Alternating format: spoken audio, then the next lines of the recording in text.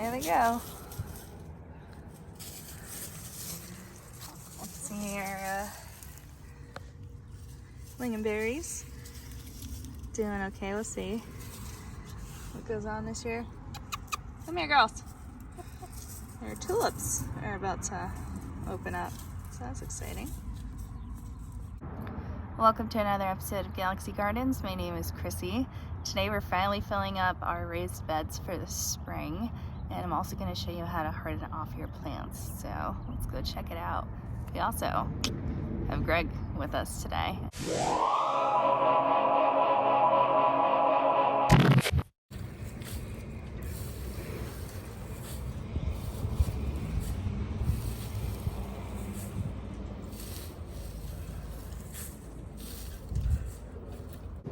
So Greg's grabbing the compost. We're taking the straw off the beds, putting the compost and soil on, and then putting the straw on top again to mold it.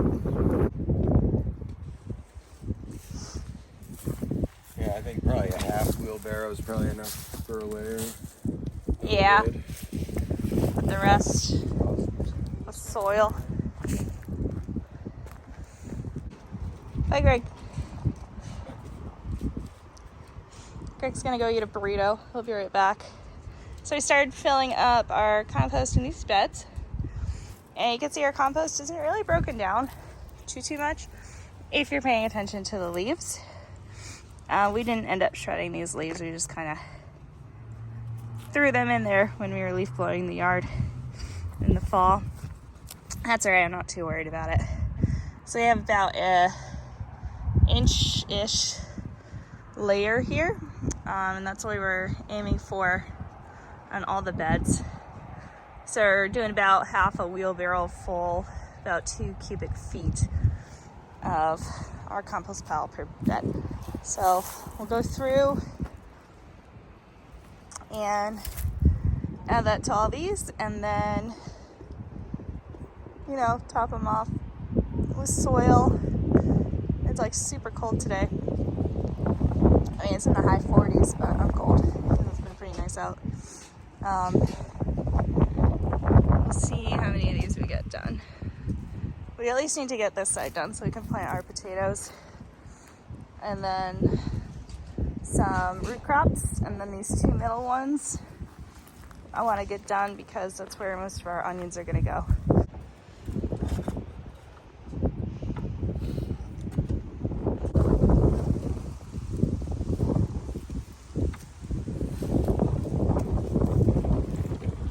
Someone's gone. Anything extra? Put on there. Nice.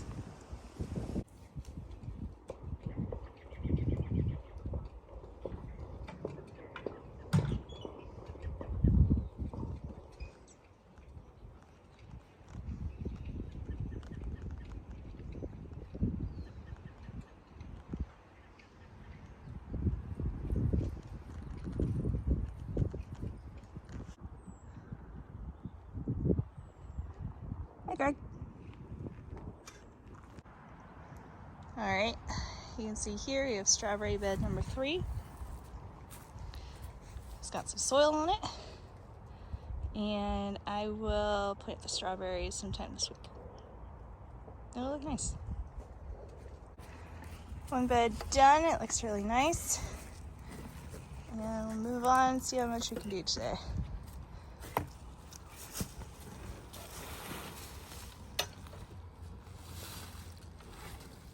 Thank you. Mm-hmm.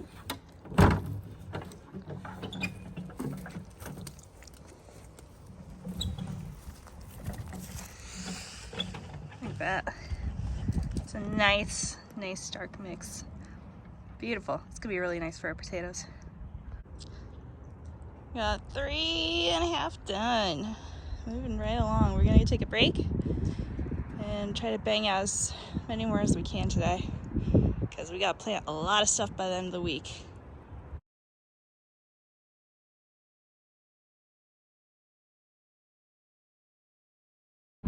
Look at that. We get everything in on that side, which is awesome. We're gonna do this side later in the week. How do you feel about all the all the dirt we put out. Looks good. I think it looks good too. So these, oh, they're gonna do way better this year. This is awesome. If you remember when we were doing the garden planning video, it was like garden planning for Zone 6B. I'll put it in the description if you want to watch it. We're gonna do, starting with this one, every other bed on this side, so 4 beds total. It's gonna be all of our potatoes.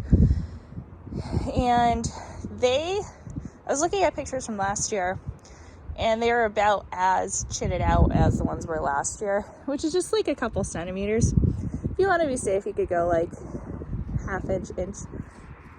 But if they're as much as they were last year, then I'm just gonna plant them maybe tomorrow. And then this bed here is gonna be Swiss chard and collard greens, and then we'll put okra there when it gets warmer out. And then forget what's in the 2 halves here, but this middle one, you have your garlic here. This is gonna be all onions. And then here is gonna be all onions, but then we're also gonna put like 4 tomatoes. And we're gonna plant all the onions, potatoes. I'm gonna try, well, we're definitely doing the strawberries, but we're gonna see about the rhubarb and the black raspberry. Hi, Greg. Hello. So you see I have our raised bed here. When you're filling up your raised beds, pretty much do whatever you want. We'll put grass, like shredded grass, shredded leaves in it at the end of the year. We finally have enough compost now that at the end of the year we could probably put more compost in.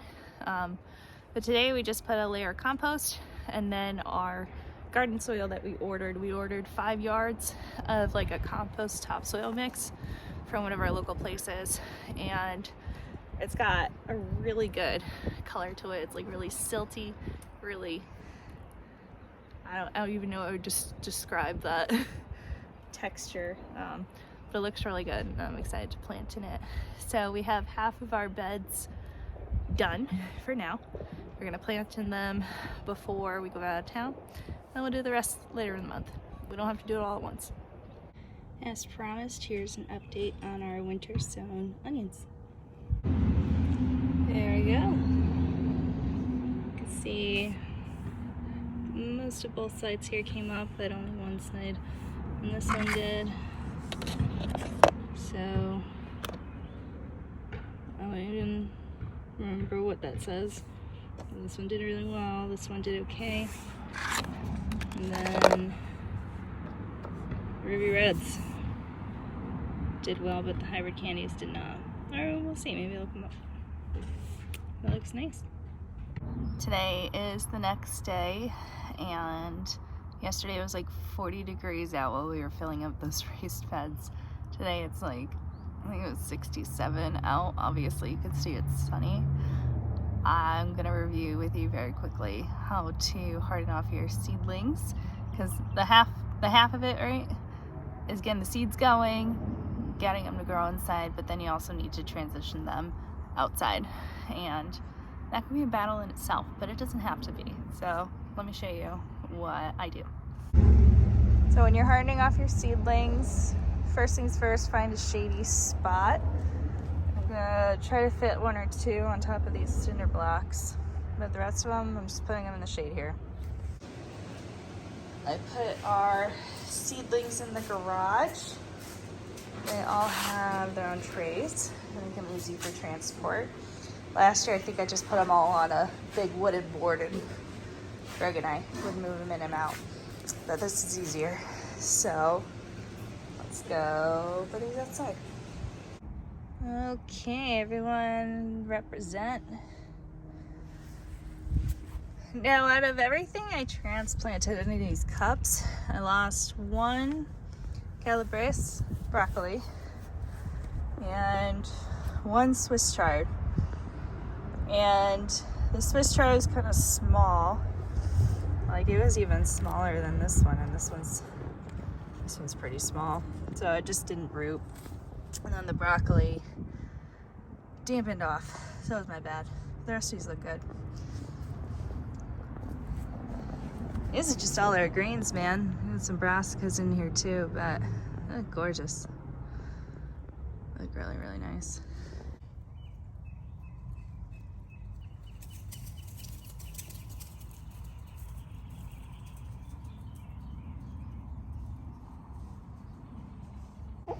Here we are again with the grubs. Greg just brought out the bag, he didn't even shake it, and they ran right to him. So I threw some down. We're gonna go take a walk. So here's the deal with hardening off your seedlings. Here in New England, the fact that we get sunshine right now is really helpful. So if you're someone like me where you get home from work, you got a little bit of time before sunset, which means you can start hardening off your seedlings in the evening. That's my preferred time because they can handle the temperatures getting cooler, but what they don't like is the stark bright light that might come in the morning. Right, girls? Anyways, if you want to start hardening off your seedlings, I'd recommend starting about 20 minutes before sundown. Bring them all out, put them in a shady area that's not super windy. Actually, if it's not windy at all, that'd be preferred. And chickens. And start there. First night, 20 minutes before sunset, put in a shady spot. Bring them back in your usual spot for them. And then the next night, maybe do 30 minutes before sunset. You can even do, I'd say once you get up to like 45 minutes to an hour, you could start leaving them for a little bit after sunset. Let's say 40 minutes before sunset, 20 minutes after. We live in Mass, so fortunately in April we get a lot of rain, which is good for greens because you can put it out just on a cloudy day. They'll be fine. Oh, and you can go from there. Oh, my lilies are coming back up too. Awesome. But 3 of them in. I was trying to get 3 of them back. Anywho, once you get to about an hour, right, you can start messing around with leaving them out a little bit longer.